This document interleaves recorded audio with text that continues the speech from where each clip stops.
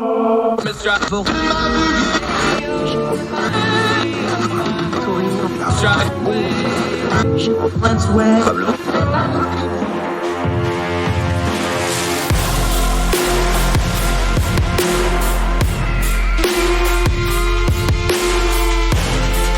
your host, Andrew Donaldson.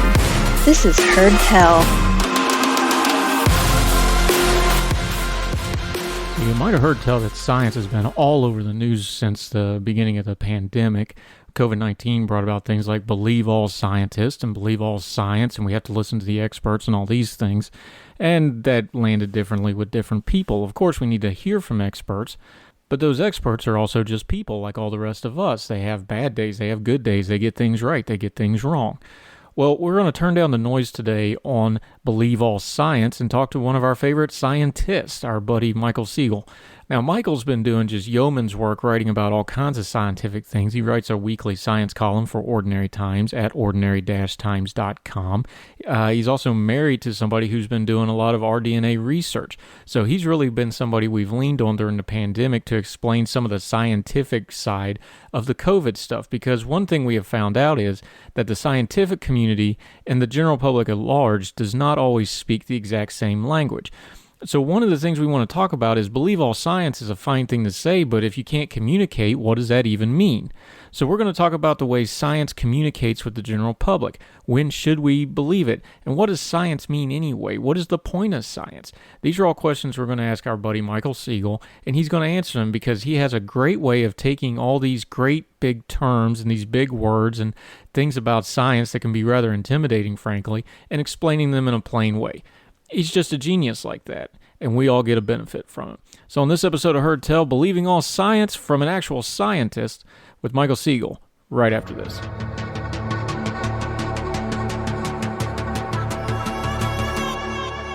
And I'm going to really enjoy this one because it's somebody I like talking to, and I get to talk to online frequently because we work together with Ordinary Times. But Michael Siegel, how are you, sir? Really appreciate you taking the time to join us. I'm good. How are you doing down there? I'm fantastic. It's been nothing but unmitigated chaos, but it keeps the voices quiet, so it's good to stay busy, my friend. Just real quick for folks, since we have to believe all scientists now, let's hear the credentials. You are a bona fide, real-life, certifiable scientist, right? Yep. I got my PhD from the University of Virginia, and have done research at the Space Telescope Science Institute in Baltimore, at UT Austin, and right now I'm up here in Pennsylvania. Been here about 10 years. I work for the Neil Gehrels Swift Gamma Ray Burst mission, which is a NASA space telescope. And it's what I do full time. Occasionally teach as well. Now, I won't hold it against you that you went to Least, Virginia. But no, I'm kidding. Virginia's a fine school. I was actually at University of Virginia, works with the National Radio Astronomy Observatory, and they have a facility out in Green Bank, Virginia. So I have been out there. Excuse me, West Virginia. Green Bank, West Virginia. Thank you very much. We don't get a lot, but that's one of those worldwide things that people know us about is the Green Bank Observatory. Let's just start there. That's a mandatory field trip for West Virginia school children for a lot of it, and it's really something to go into now with this. We didn't realize it when I was a kid, but now with cell phones and stuff, that there's this whole area of the country around this telescope. They call it the dead zone. There's no radio frequencies. Just tell people what that's like, because I don't think they realize just out in the middle of the country we have a worldwide, world-renowned radio telescope and what that is. So I actually got my start in radio astronomy as an undergraduate. I was working on data from the VLA in New Mexico. You may have seen that in the movie Contact. And did some research at Arecibo, which recently collapsed last year. The one in Puerto Rico. So that's the GoldenEye one for people that don't remember. The end of GoldenEye, the big in the ground at Arecibo that just collapsed in the news. Yeah. And despite being in charge of it, it did not pull a GoldenEye and explode on us. But when I was all of 20 when I was working with that telescope. Oh, wow. But I went to UVA because I wanted to do radio astronomy. I didn't end up doing it. But out in West Virginia, they have one of the best radio observatories in the world. And what makes it one of the best radio observatories in the world is not only that it has great telescopes, but it's in a radio quiet area. Radio astronomy picks up signals that are extremely faint, and any radio noise will interfere, will be way brighter than any cosmic source. For example, they worry about transmission in civilian passbands because the spillover much frequency away into a astronomy passband can be stronger than the astronomy signals. To give you an example of the kind of signals that they can sometimes pick up, one time they started picking up a regular radio signal at a certain time of night. And they tried to track it, figure out if it was cosmic. It wasn't. It was terrestrial. And they eventually tracked it down to someone's microwave in a Wow. nearby building that was giving off. Microwaves are basically low frequency, very high frequency radio waves. And so they tracked it down to the microwave and had to like insulate the microwave to keep it from interfering with the telescope. So that's how That's sensitive these amazing. things are. And having that area of West Virginia where you have, this radio quiet area is just so beneficial to doing radio astronomy. And it is really a world-class facility. It's amazing because you don't think of, and I know the Green Bank area in Pocahontas County. Even by West Virginia standards is extremely rural. But it's amazing. People don't realize how much high tech science like that still depends sometimes on something as low tech as not having any civilization around it.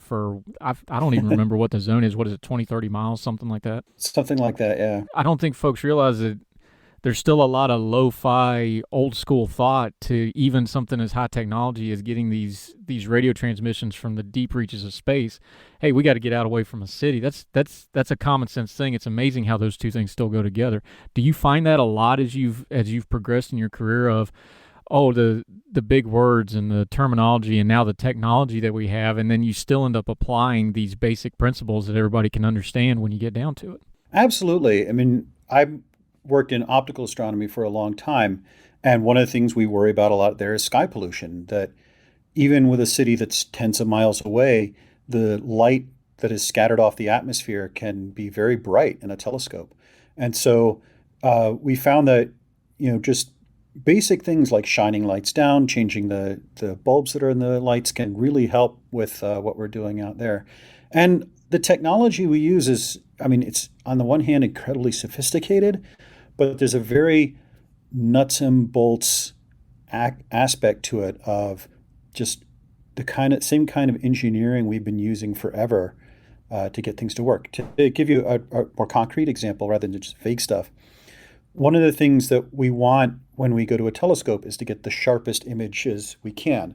The atmosphere blurs images from the stars, and so we want to account for that and get the sharpest images we can.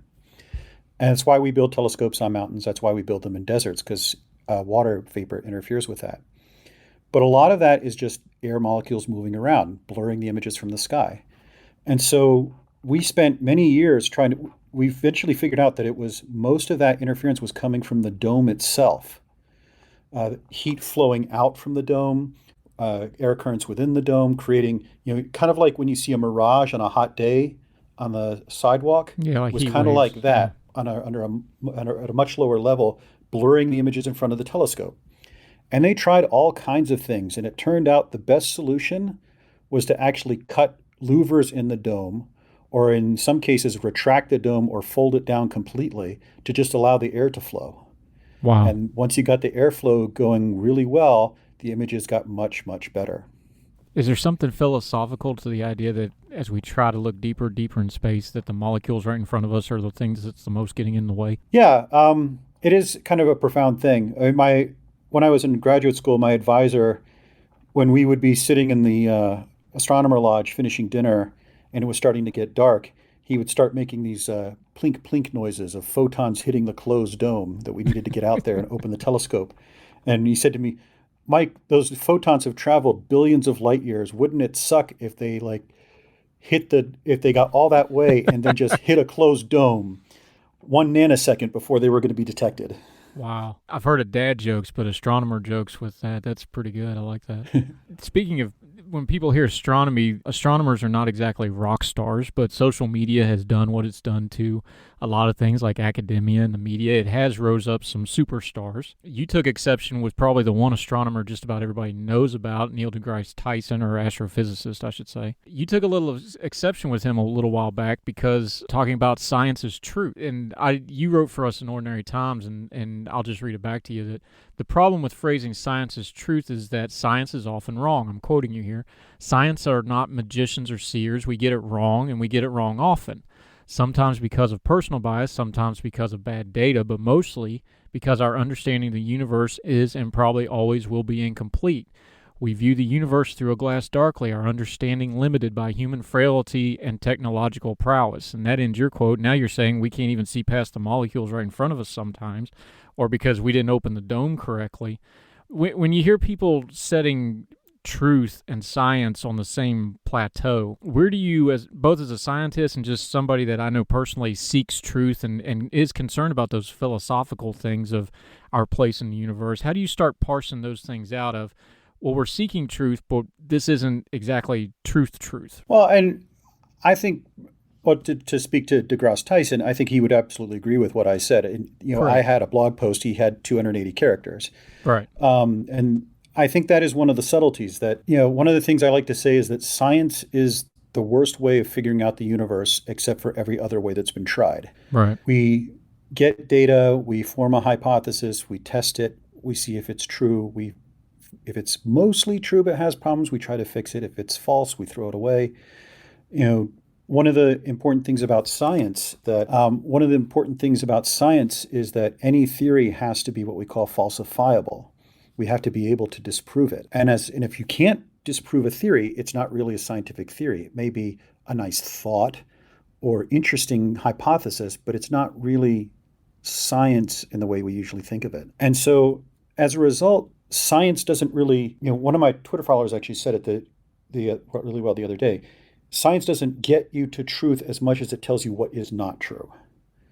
Right. It's kind of a process of elimination, and it's a little more elegant than that. We do get ideas, we do test them, but what it really is amazing at is showing which ideas are wrong when we've gotten it wrong. And so, I'm very pro science. I think, we should use science as our guiding light in a lot of things, especially with the current pandemic going on. But at the same time, we also have to understand that this is a human endeavor. It is imperfect. We don't always have all the information we need or want. And so these are our best guesses. They are better than any other guesses. They are better than random speculations or people with phone numbers on YouTube or Twitter speculating on things. They are based on evidence, but we always have to have a sort of humility about our conclusions to understand that maybe we don't have it all right. Maybe there is something important we're missing. And we have discovered over and over again that there are things are missing. One of the things I like to, in my first lecture when I teach intro astronomy, the quote I use is, astronomy is a 6,000-year story of the universe telling us we don't know quite as much as we think we do. The ancient Greeks thought that the Earth was at the center of the universe, the sun and the planets moved around that, and the stars were crystals in a fixed sphere. And they had the data to back it up. Their observations supported that, but they were wrong. It took technological innovation and changes in mathematics for us to figure out that they were wrong. And then there was this view that the universe was infinite and eternal and unchanging, and that was wrong. And there was, even at the beginning of the 20th century, a feeling that our Milky Way galaxy was the entire universe, and that the spiral nebulae we saw were just new forming stars. And that turned out to be wrong. And the people who thought that at each stage had the evidence to back it up.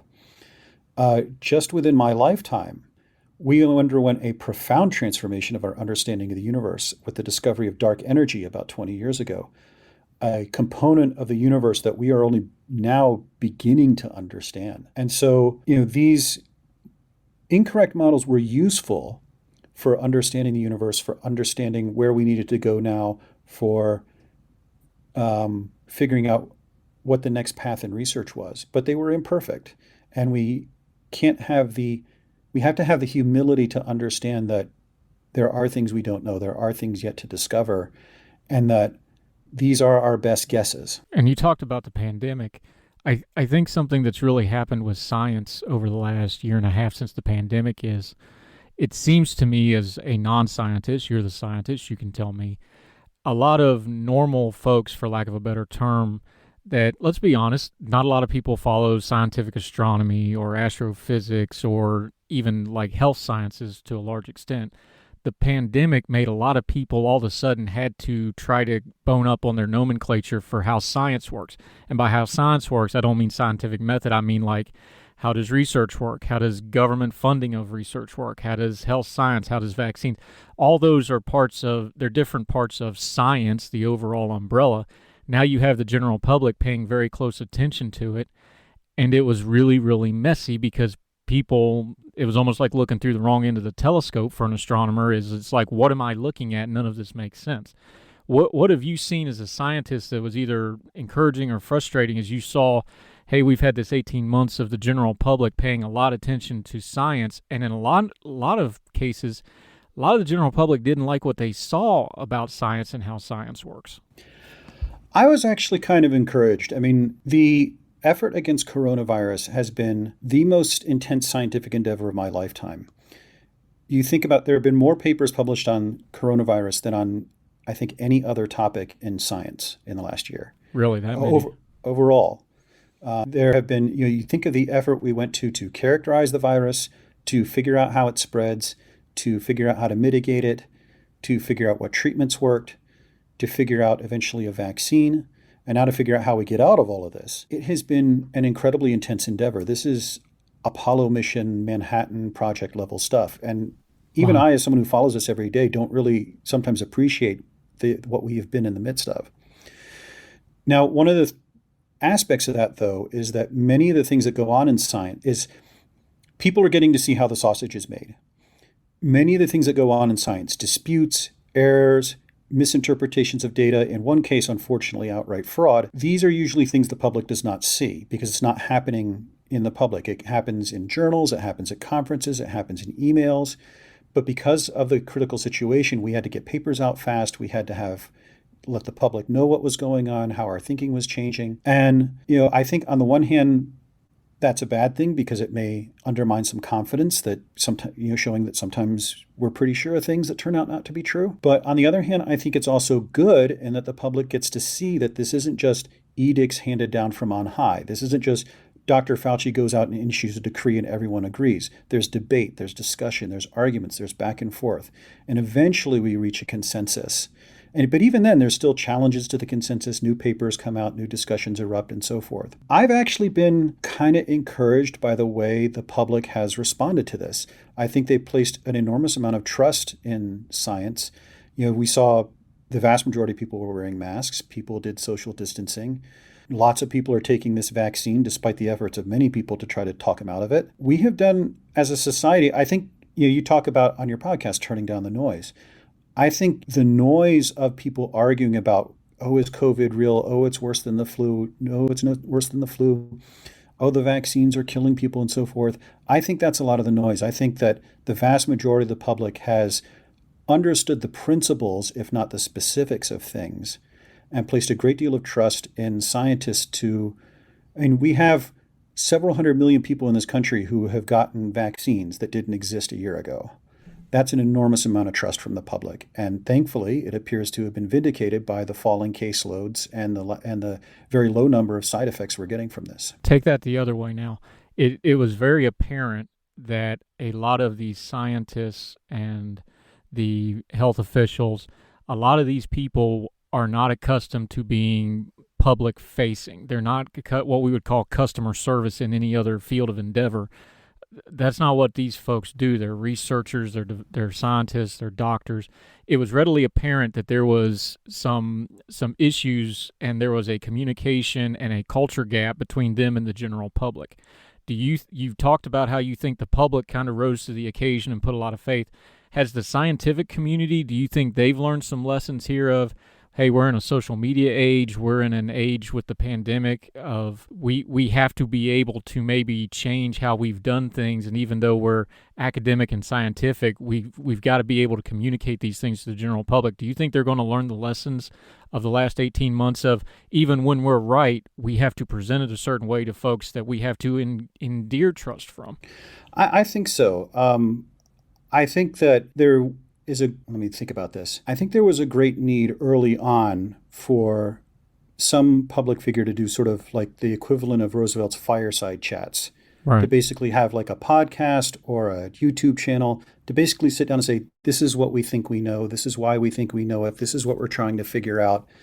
And to sort of keep the public more apprised on sort of a bird's eye level of what's going on rather than in the details. I do think one of the things I've seen that's been kind of refreshing is there have been a few people who have gone back and said, all right, here's what I got wrong. Ellie Murray, Right.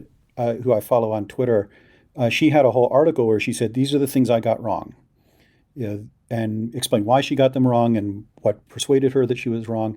I think we need a lot more of that at this stage, of people admitting that we made errors. I mean, they were understandable errors. Like, probably one of the biggest ones was understanding how coronavirus spreads. You know, early on we were telling people, wash your hands, don't touch your face, and so forth. But it turns out that kind of contact doesn't spread it very readily. It's mostly an air. And so I think that's something that needs to be made a little more clear. It was an understandable mistake. This is how the flu spreads. This is how other diseases spread. This is how we thought it spread. We had information saying that. But as that went on, you know, we were slow. So I think, and I understand why this is the case. We tend to be reluctant to back down off of things we've said and to admit that we were wrong, because we think it undermines public confidence in the science if we're saying, oh, we got this wrong, but now believe us now. Maybe I'm a bit Pollyannish on this, but I think that admitting when you were wrong about things, explaining this was based on the best information we have, here's the information we have now. I think that's a better way to instill public trust, to admit that you're human, basically. What's the fear there? Is it besides just human ego? Because, of course, scientists are like everybody else. They want to be the best and they want to be right, especially in a time period like this where all of a sudden, if you got the right credentials, you're going to wind up on television in front of a camera somewhere. But besides the ego part, though, what is it is it peer pressure? Is it, there's only so much research money and grant money and you don't want to stain when you go to compete for things like that? What is it that drives that in the scientific community that might be different than the general population of, oh, I want to get this right. I've got to be right. I can't make a mistake. And if I make a mistake, I better not admit it or try to deflect the blame on it. I don't think it's unique to the scientific community. In fact, I would say the scientific community is a little more willing to admit mistakes. I think it's the media environment we have now, and sort of the way that, sort of grifters and people who are arguing in bad faith respond to admissions that we got something wrong. That, the guidance changed on wearing masks.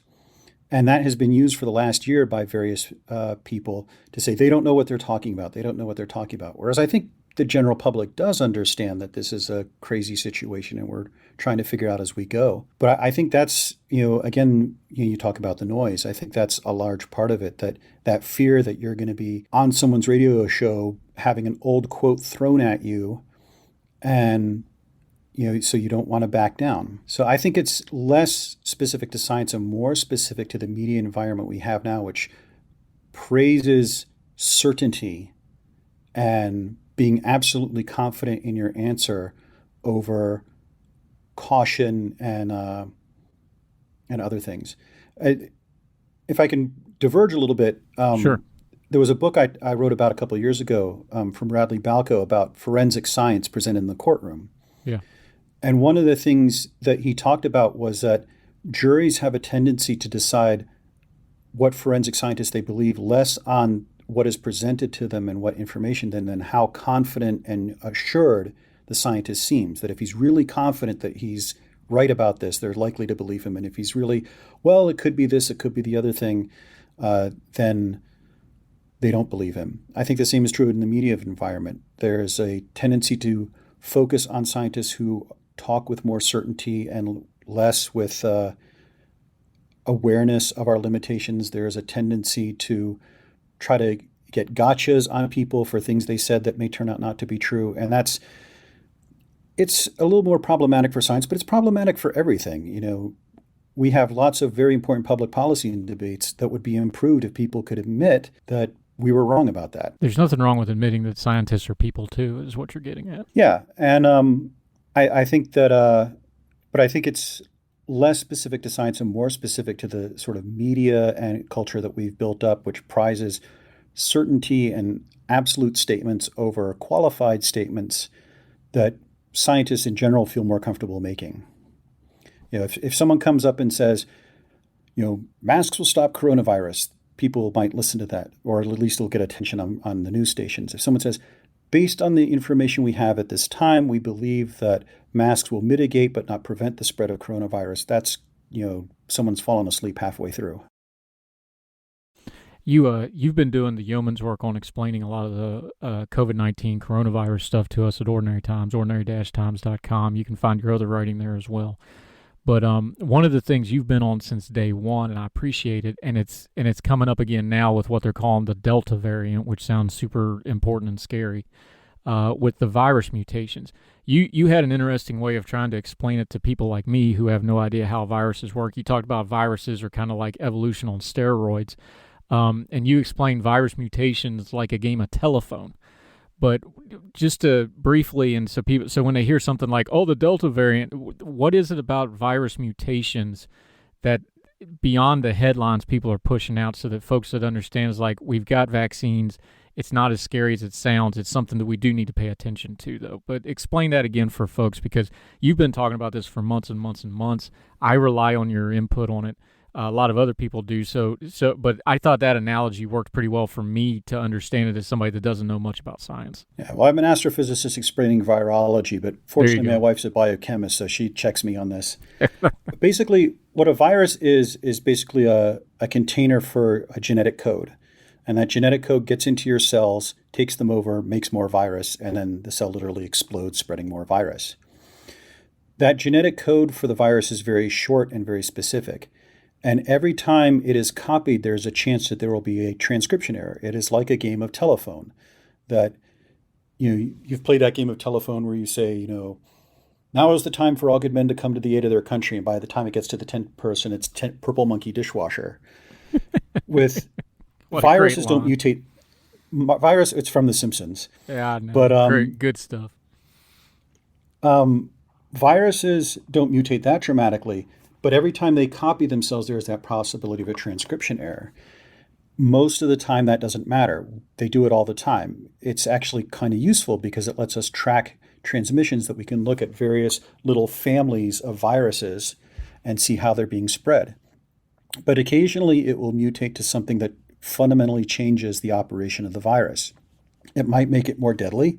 It might make it less deadly. It might make it spread easier, or it might make it spread less easy. And these are the variants that we worry about. The Delta variant, and before that, the Alpha variant, these are mutations to the spike protein. This is the little spike that the virus uses to attach to your cells, open them up, and throw its own genetic code in there so it can start making virus. And the vaccines we have cheat your body to recognize the spike protein so that it doesn't accept it and recognizes that that's dangerous. These caused mutations to that so that, one, they became more effective and they infected the body more. And the concern was that it mutated the spike protein enough the vaccines wouldn't work. The information we have now is that this is not fooling the vaccines.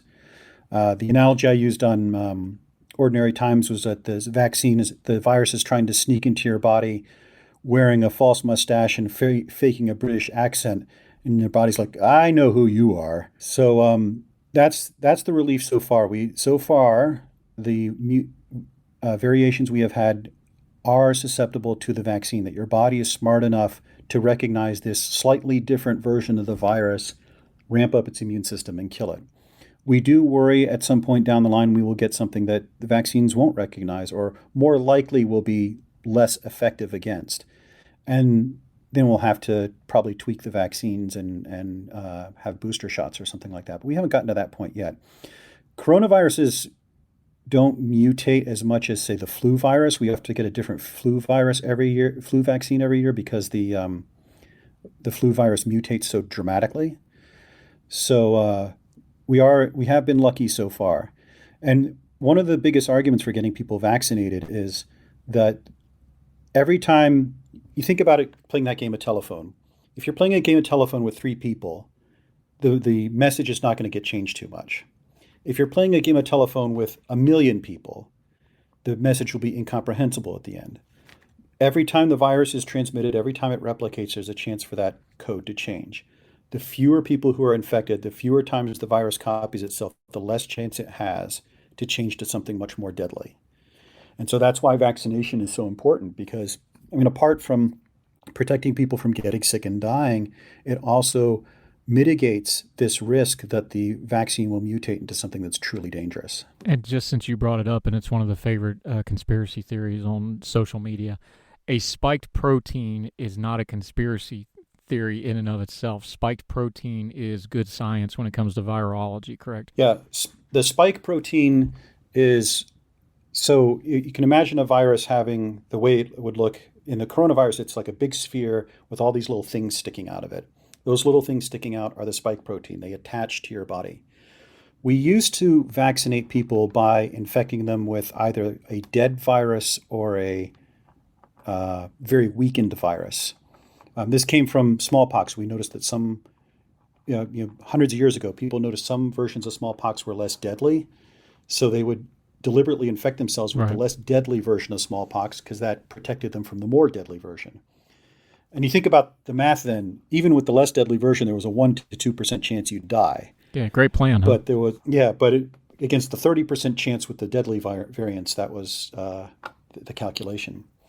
But most vaccines use a dead or attenuated virus. But what we figured out is that you don't actually need the entire virus. Your body keys on certain parts of the virus. So the HPV vaccine, for example, does not use a full virus, I believe. Tetanus vaccine doesn't actually attenuate to the bacteria. It recognizes the toxin produced by the bacteria. And so we've figured out that we can just expose your body to a part of the virus, and that will be enough for it to recognize it and destroy it, as long as it's an essential part of the virus. And this spike protein is an essential part of the virus. So there are coronavirus vaccines out there that use a attenuated or dead virus, but the ones we are using use that spike protein, which it absolutely has to have to attach to your cells, to teach your body to recognize it and kill it. And that lowers the risk to us. And the preliminary results are that it works extremely well. I mean, this 95% effectiveness for the Pfizer and Moderna vaccine is really amazing. That's not something I imagined a year ago we would have. Let's bring this back to where we kind of started. We've heard that phrase, believe the science, and then people get nuts with it and be like, believe all science. Believing the science, though, you wrote about it in Ordinary Times, and you said, and I'll quote you again, lately it's been fashionable for people to say believe the science, but science is not a belief.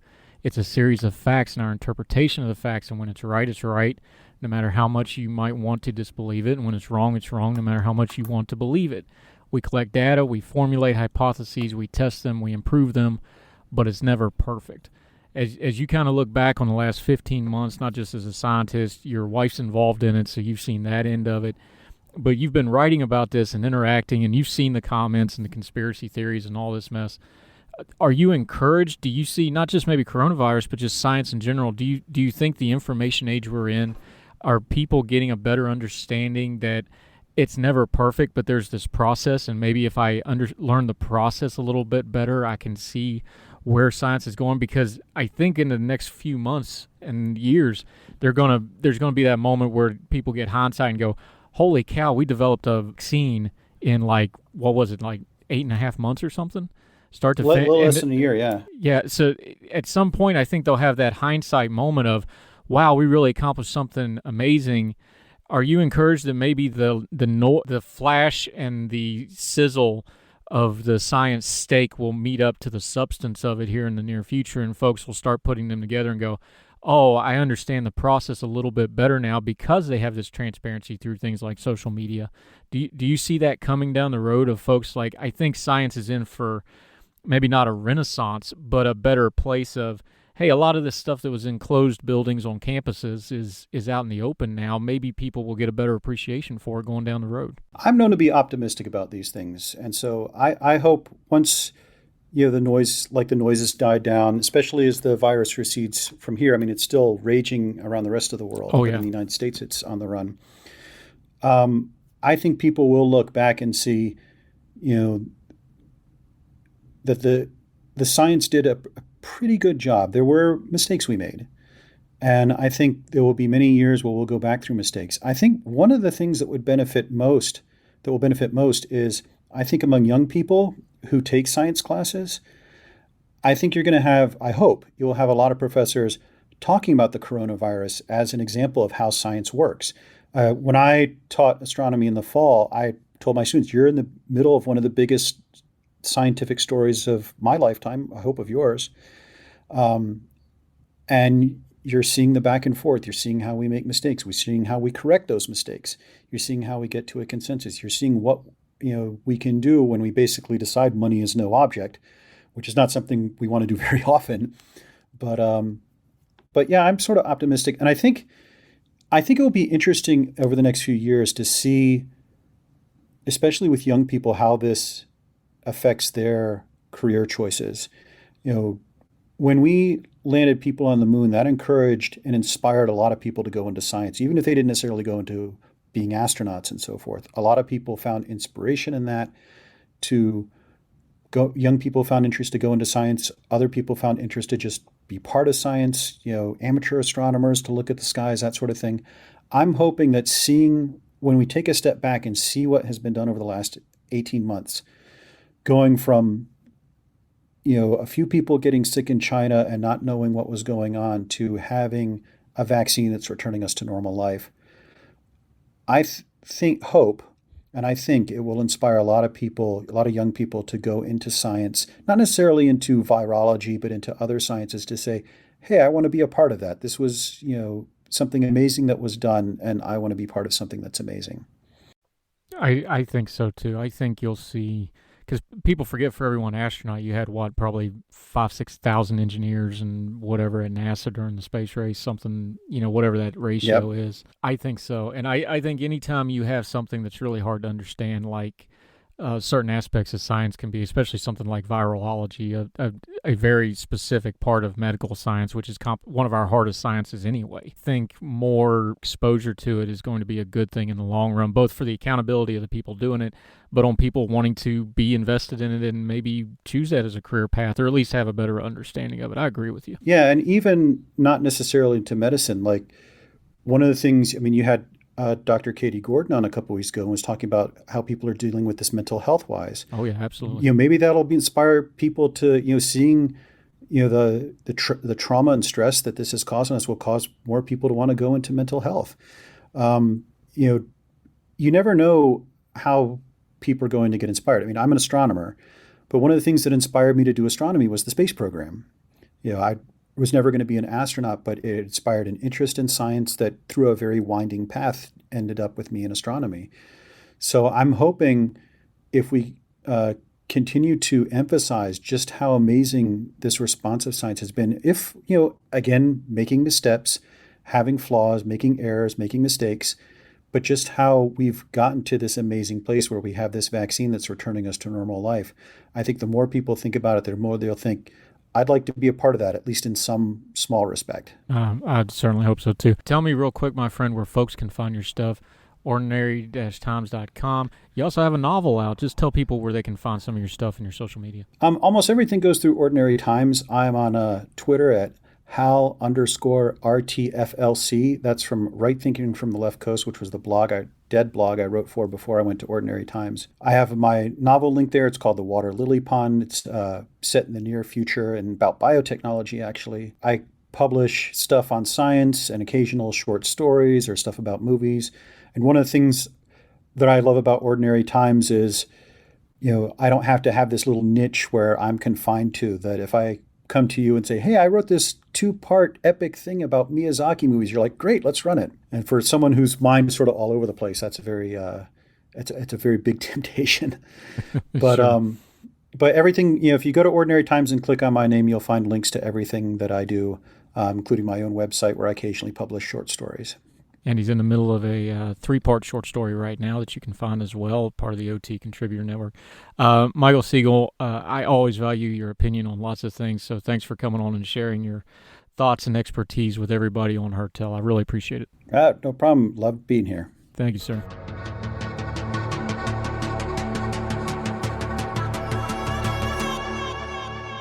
Carl Sagan said, "Science is a self-correcting process. To be accepted, new ideas must survive the most rigorous standards of evidence and scrutiny." So, of course, it's good for us to always question the science, but question it honestly. We don't want to just besmirch people, but it's good for us to question them. Scientists come from a very different world than a lot of us do, especially from the academic side or the research side of science. So they have something they can learn from us, the common folks, as well. And we have a lot we can learn from them. If we can find a little bit better ways of communicating those things, it would be for the benefit of all of us. But we're also all grown folk adults here. We understand that things like culture and politics color things like science and color how we look at things. So maybe it's on all of us to do a little bit better of turning down our filters when it comes to dealing with science, because we need science and scientists. We didn't understand hardly anything about the COVID pandemic. We didn't understand a lot of those things. And the scientists didn't understand them either. But they figured it out faster than we did, and they needed to be able to give us information and instill trust in us, the general public. So when we hear something about science as a correcting process, maybe the thing we need to understand the most about that is the process part. It's not instantaneous. It's not something where you're going to figure out the truth in the first 10 minutes.